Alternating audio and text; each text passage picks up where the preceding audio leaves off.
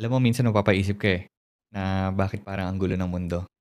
Bakit parang lahat fake, lahat puro pa-show na lang, lahat parang may tinatago? Na-experience mo na ba yung feeling na ginagawa mo naman lahat, sumusunod ka naman, pero parang wala pa rin nangyayari sa'yo?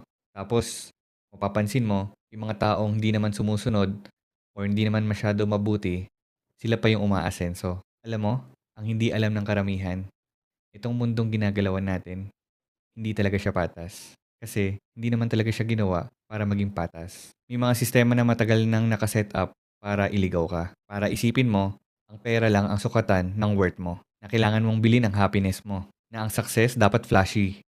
Na ang love, kailangan may validation online. Pero ang totoo, lahat yan, puro panlilin lang. And hindi siya basta-basta deception lang. Nasimula pa yan sa pagkasilang mo na ito ang tama at ito ang mali. Sila ang nagdidikta kung alin ang tama sa mali. Scripted ang mundo, parang movies. Hindi mo alam, sumusunod ka lang pala sa script ng director. Pero, kung napapaisip ka na ngayon, kung nararamdaman mo na parang hindi ito yung tunay na buhay para sa akin, then good news yan. Kasi hindi pa huli ang lahat. Kaya kung napapanood mo to, ibig sabihin may chance ka pang magising sa katotohanan.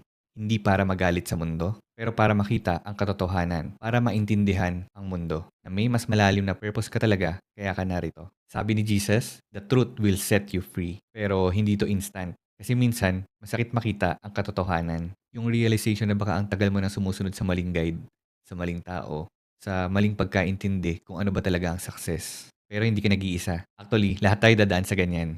Yung moment na babagsak ka, para lang makita mo gaano kataas ang maaabot mo kung kasama mo ang Diyos. So ano gagawin mo ngayon? Huwag kang matakot. Start questioning everything. Kung sino ba talaga sinusunod mo araw-araw? Kung ano ang pinapapasok mo sa utak mo araw-araw?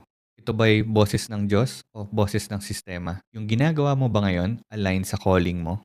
O pinipilit mo lang sarili mo para masabihan kang successful ng ibang tao? Kung lost ka ngayon, hindi ibig sabihin wala kang direksyon. Baka kailangan mo lang patahimikin yung mundo mo para marinig mo ulit kapag kinakausap ka ni Jesus. At ang tatandaan mo, ang deception, galing yan sa fear. Pero ang katotohanan, galing yan sa love. Hindi mo kailangan malaman agad lahat ng sagot. Pero kailangan mong magising at maging honest sa sarili mo. That's what real freedom is. Kaya kung umabot ka sa part na to at may naramdaman kang bigat sa dibdib mo, huwag mong i-ignore yan. Baka ito na yung gigising sa'yo na matagal mo nang hinihintay. Kaya follow me for more contents like this. Tara, usap tayo.